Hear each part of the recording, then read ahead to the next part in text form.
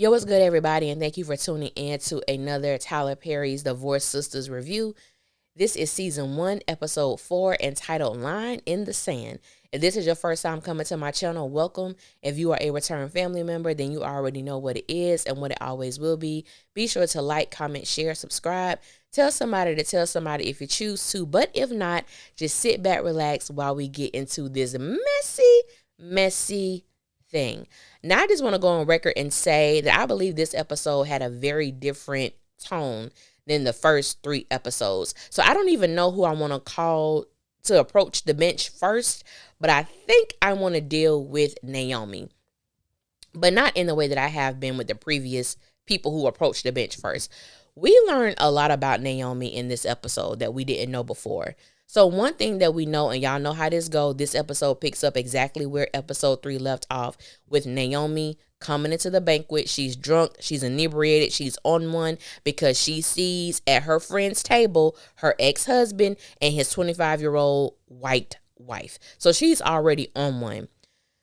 They're trying to keep her composed. They tell Bridget to go get a thing of coffee because we need her to sober up a little bit. Well, actually a lot, but we got to start somewhere, okay? So they're about to start the auction. And what is being auctioned is a painting. The painting that was taken from Naomi's home. What we find out as Franklin goes up to do the auction on this painting, he begins to give us some background. The picture was painted by Naomi's brother. We find out that Naomi had an extremely close relationship with her brother who had a drug problem. And unfortunately, he died of a heroin overdose. And it's the fact that this man is so evil, so diabolical, so manipulative, and any other word that is negative in the English dictionary, that is what Franklin represents. The fact that he would get up there and expose that to the church folk, to people he doesn't even know, to maybe some of her colleagues, associates, whomever. It's the fact that he got up there and saw nothing wrong with what he was doing. I don't know what type of ministry that Pastor Jeff is running, but let me tell you something. Any black church banquet that I've gone to, that brother wouldn't have been able to sit up there and say the things that he said without being escorted, without somebody cutting that mic off, without another man getting up there and telling him, bro, this is not the time nor the place. So it really let me know just how much of a punk Pastor Jeff is. That man, I get to him in a minute. I'm watching Naomi as he's telling her personal, private business. And he makes it seem as though he's just so happy now that he's no longer with her. He tells everyone how much money she got in the settlement. He just goes on and on and on about this woman. And it's clear to me that, I'm sorry, I think he's still in love with Naomi. You still got feelings there, because why are you going so hard, especially if you're the one who, quote unquote, has moved on with their lives? But we know how that goes. So they start the bidding, and he starts it off at $10. What we do find is that her brother's painting is worth millions of dollars now that he has passed. And so he starts it at 10. Thank God Tiffany steps in and she says 5,000. She says 10,000. He tells the woman, no, we're going to keep it at $10. Then he proceeds to say, you know what? I'll buy it for $5 million. He turns to Naomi in a sense and asks, are you willing to spend $37 million on it? Which is what she got in the settlement. And it's probably all the money that she has to her name. When he sits back down, Naomi is just out of it. Naomi throws coffee onto the 25-year-old white woman, scorches her back, give her 3rd-degree burns. It ain't funny. It ain't funny. But I don't know why that tickled me, but it's not funny because she really caused some damage on that person's body.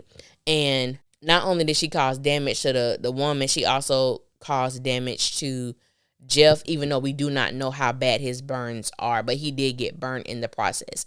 And I told y'all Naomi was going to go to jail. I didn't know when or where, but she's finally there. Okay? It was inevitable. It was absolutely inevitable that she was going to get locked up, but they going to let her out. So let's move on to Lord Rashida and Jeff.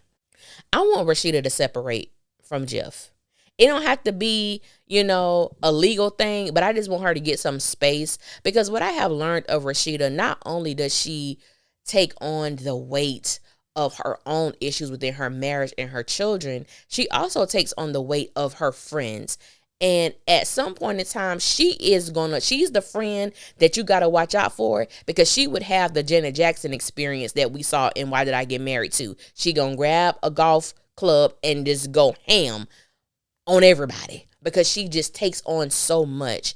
And so having Rashida communicate with Jeff her concerns, her desires, and her wants as far as him being a husband and a father, we find out that he doesn't even talk to his kids. Your son grades are slipping. He's hanging with the wrong crowd. And anytime that Rashida expresses herself to him, he becomes extremely sarcastic and condescending to the things that she wants. And it just interests me how I'm so curious to know how he feels a marriage should go, because right now he is representing everything that a husband should not be. He is representing everything that a man of God should not be. And to me, we find out just how money hungry Jeff actually is. Because when we get to the hospital, which Rashida does not want to be there, and she has to pretend like she cares about this little 25-year-old white chick getting burned, because she don't give a damn. But she has to go to this hospital and pretend. And then she begins to have a conversation with Franklin in the waiting room. And he wants to know if Rashida is in agreement with what Naomi did. And Rashida lets him know that, no, I do not agree. I have told her to stop. And now I'm telling you to stop. Because obviously Franklin did what he did to get under Naomi's skin. And he called Naomi out of her name. He called her the B word. He was about to call Rashida the B word as well. And her husband is standing there not doing anything. It was in that moment. I could deal with a lot of things, me personally. I could deal with a lot of things, but there is no way that I should feel unprotected when my husband is right next to me. So you're going to allow this man to call me out my name. You're going to allow this man to completely disrespect my friend, all because you want his money so that you can build a new building for the church. Go to hell, Jeff. Go to hell. I don't know what redeeming qualities that Jeff has. Right now, he has none to me, because we can have issues, but the one thing you better do is protect me, especially from another man, especially from a man who's raising his voice, especially from a man who's calling my friends out of, like, it was utterly disgusting to me watching this interaction with Rashida, being the only woman there, and also having to deal with Jeff, asshole Franklin, and this assistant over here who got feelings for her husband. Yes, I don't know his name right now, but the armor bearer / assistant to Jeff has inappropriate feelings towards this man. Do I believe that Jeff reciprocates those feelings? I do not. But chocolate drop over here, he's enamored. His only concern has been with Pastor Jeff. He's married and not even remotely concerned about his wife. He didn't give that woman a good 2 looks.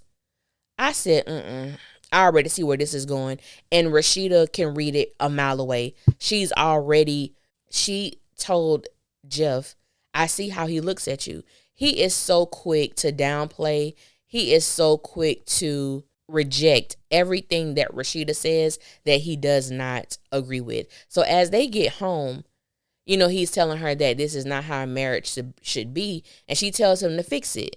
When they get to the house, this Negro gets out, walks to the door, goes in, does not open the door for her. It's nighttime. It's late. You don't even make sure your wife gets in the house safe. None of that. Jeff acts as if he does not like Rashida, period. He acts as if he doesn't like her. And Jeff has a conversation with Franklin in the hospital room. And Franklin is telling Jeff, like, I don't know how you could be associated with Naomi when she's like that, when she's evil, when she's this. Jeff says nothing. He doesn't take up for his wife. He doesn't take up for her friend. He does not acknowledge what Franklin did. He's the one who had the affair. He's the one who got another woman pregnant while he was married. And Jeff says nothing. And Jeff is a punk to me. Any man who can sit there and you don't protect the woman, I got beef with you. So I got beef with Jeff. We gonna move on. We gonna move on. Let's go to Geneva. Baby, Geneva don't know what to do, because Tiffany and Javon are having the time of their life, okay? What I will say about Javon is that we understand what his purpose is. We know why he is making his presence known, but he doesn't come off like he's a bad guy. So right now, I'm like, okay, bro, am I supposed to not like you? Because I actually, it's not that I like him or I don't like him. I'm indifferent right now. I don't really know where I am. Because I don't think he's a bad guy and I don't dislike him, but I'm not like rooting for him either. So I don't know. So y'all, I don't know. You can tell me what y'all feel, but I don't know where I am right now. And so him and Tiffany are enjoying each other's presence. And Geneva just don't know what to do. So after everything happens, Geneva, Tiffany, and Javon are on their way to the jail to try to put in a good word for Naomi and possibly get her out the next morning. So I don't know where Tiffany's mind is, but I'm like, girl, I know you feeling these vibes. So we find out that, Javon takes pictures. He's a photographer, not professional. He's a lawyer by profession, but it's something he does on the side. And he was saying that he would love to take a picture of the women together. And so we find out that he's actually taking photos of Geneva. I said, what kind of photos? Because she don't want to show nobody. So what kind of photo? Are they nude? Are they scantily clad? Do you barely have clothes on? What kind of pictures did he take of you, Miss Geneva, the married woman? What type of pictures did he take, love? Oh, I don't know where they are. Oh, Heifer, you know where they at. You got them stashed in that house somewhere. You know where they at. So Tiffany just wants to see the picture. She keep going on and on. And Geneva is very snappy, okay? She's very snappy because she's aggravated, agitated. Well, baby, you brought this onto yourself. So when we get to the jail, William ends up calling her to make sure, she's okay and how everything is going. She's really short with him, extremely snappy. She has an attitude because, her ex thing over there is flirting with her best friend. And she just don't know what to do. And I'm loving the uncomfortability that Geneva is experiencing because this is what happens. I remember my 7th grade teacher told me this. And it's something that has always stayed with me. What a tangled web we weave when we seek to deceive. And that's where Geneva is. That's just where the heifer is. She's being deceitful. She's not being honest. She got all these things going up against her, and now you're watching the man that you want or wanted flirt with your best friend. What you gonna do, ma'am? That is like my biggest thing. I'm so curious to see how far Geneva goes with letting this thing ride, because I could not do that to my friend. I just couldn't. But this is the thing too. There's a scene with William and Bridget, and they're in the car.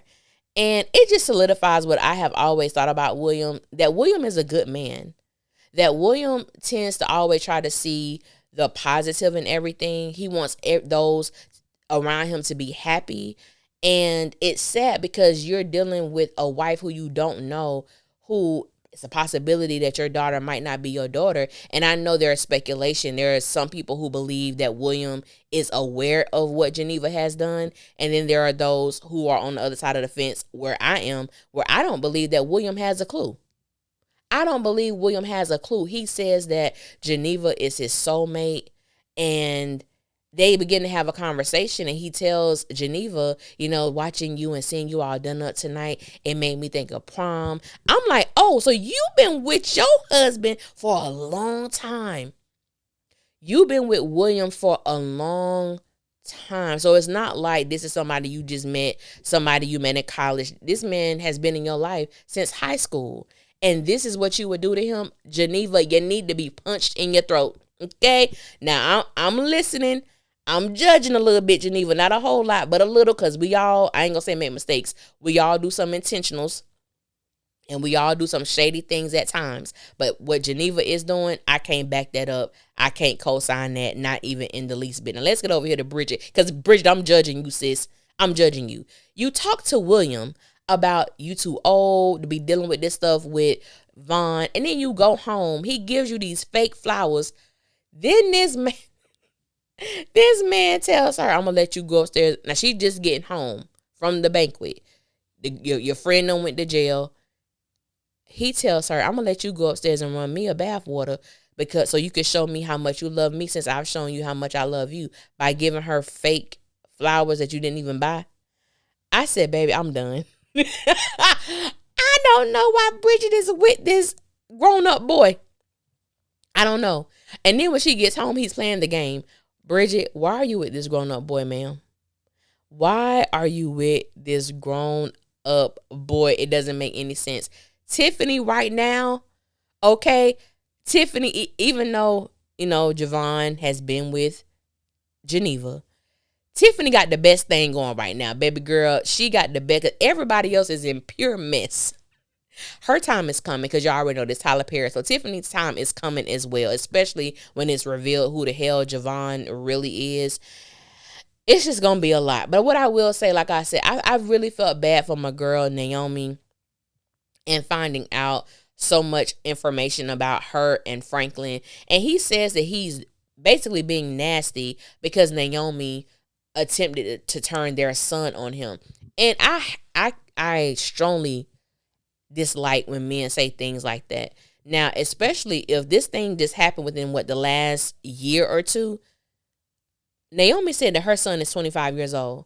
How is she turning the son against you when he's a grown man who has eyes? He can see what you have done to his mother. He can see the pain and the stress that you have put her through. How is she trying to turn this grown-ass man against you? No, you did it to yourself. And it's not only men, because there are some women who do some shady things in their marriage and the kids feel a certain way. It's not the other parent making this child dislike you or making the child turn their backs on you. Your actions have caused that. And it's the fact that even being in an intimate setting, Franklin is someone who just does not take responsibility and accountability for the things that he has done, for the hurt that he has caused, and for the heart that he broke. He's just not willing to do that. And I don't know if we will ever see him get to that place within the story. But it's not a lot of people holding this man accountable. He makes me believe that he's always had money, so people may have been fearful of saying things to him because of the money or the status that he carries. I don't care. Someone say something to him.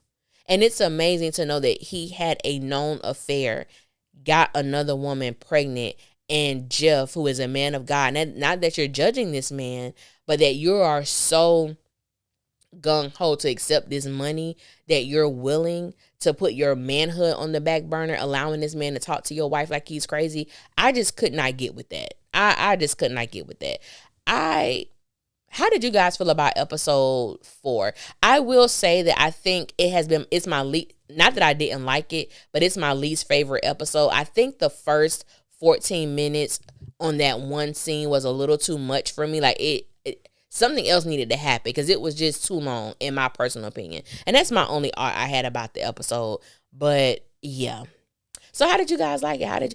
I'm curious to know how you all feel about the character of Javon. Do you like him? Do you not like him? How do you think he's been presented? Because even though he is sneaky and conniving, I don't think he's a bad person. Maybe too early to tell. I don't know, but that's where your girl is on this matter. But I want to thank you guys for listening. Until next time, I will holler at y'all later, and y'all be safe out there. Mwah.